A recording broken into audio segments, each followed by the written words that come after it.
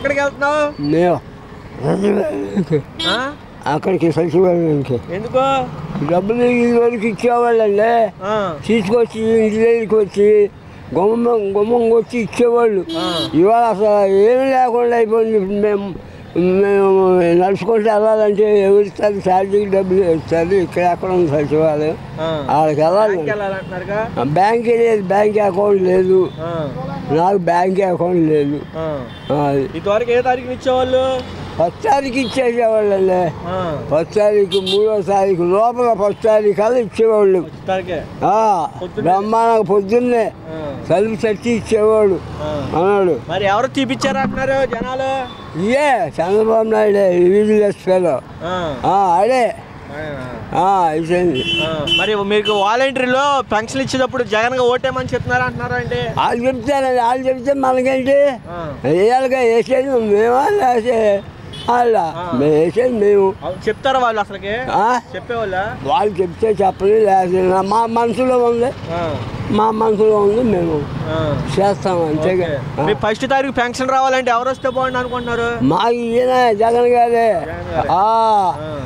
కిరికిరి పెట్టింది ఆయనండి. ఈయన వచ్చినాక వచ్చిందా? ఈయన వచ్చిందా లేకపోతే చంద్రబాబు నాయుడు కిరికిరి పెట్టాడు. లేకపోతే ఇప్పుడు 10వ తారీఖు కల్లా పడిపోయి 1వ తారీఖు వచ్చేవాళ్ళు. ఇప్పుడు సచివాలయానికి వెళ్ళాలి. పండగైనా ఏదైనా వచ్చేవాళ్ళ? బ్రహ్మాండంగా ఆదివారం అయినా పండగ అయినా వచ్చేసేవాళ్ళు. వచ్చేసి తలుపు కొట్టి ఇచ్చేసేవాళ్ళు మాకు చెప్పు. అది ఇప్పుడు మేము సచివాలయంకి వెళ్ళి ఛార్జీకి అక్కడ 7 దగ్గర పోలీస్ స్టేషన్ వ్యవస్థ. ఇప్పుడు వెళ్ళాలంటే ఎట్లా ఛార్జీలు డబ్బులు ఇస్తారు? డబ్బులు తీసుకునే వాళ్ళ వాలంటీర్లు?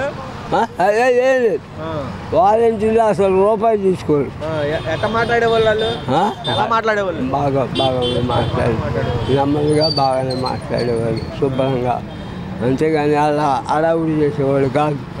ఆ జగన్ గారి ప్రభుత్వంలో ఈ చేశాడండి. ఎందుకు చేయాలని ఆయనే చేసింది, ఇంకెవరు చేస్తాడు? ఆయన నిమ్మగడ్డ రమేష్, పవన్ కళ్యాణ్. ఎందుకు వాళ్ళకి? వాళ్ళ కోట్లు ఆస్తి ఉంది, ఆడు శుభ్రంగా చేసి కూర్చుండడానికి. సరే, అది మనకు అనవసరం ఉందండి. మా లాంటి వాళ్ళు కలుపు కొట్టారు. మరి ఏం చేయాలి చెప్పు? నడుచుకుంటూ వెళ్ళాలి నేను సచివాలయానికి. వెళ్ళకి ఎట్లా ఎవరు తీసుకెళ్తాడు? అది చాలా బాధగా ఉన్నాయి. మా పిల్లలకి కళ్ళు ఇదేవి కనపడక మున్సిపాలిటీలు చేసేవాడు. మరి ఆడు కనపడక ఆగిపోయాడు. ఆడు మంచంలోనే, ఆడు మంచంలో. ఎక్కడ ఉంటారు మీరు? మేము తీసుకెళ్ళిపోవడం అండి. అద్దెంట్లో ఉంటారా? సొంతంలో కానీ ఒక పోర్షన్ వరండాలో మేము ఉంటామండి, తండ్రి కొడుకు. లోనేమో మా అబ్బాయి, మా కోళ్ళు అనుకుంటాం. సాల్దా ఇల్లు సాల్దండి. మీకు డబ్బులు సరిపోతాయి? మందులకు వాడుకుంటారా? ఈ డబ్బులు మందులకి వాడుకోవాలండి. మరి ఇస్తారు మందులకి. ఇప్పుడు వెళ్ళాలి ఎండలో పడి. మందులు వాడకపోతే ఇట్లా ఈ ఆరోగ్యం కూడా ఉండదు, అయిపోవటమే అని లొల్లి వ్యవహారాలు పెట్టాడు ఆడు. 10వ తారీఖు కల్లా ఇచ్చేసేవాళ్ళండి. 1వ తారీఖు కల్లా. ఇప్పుడు నడుచుకొని ఉంటే వెళ్ళాలి.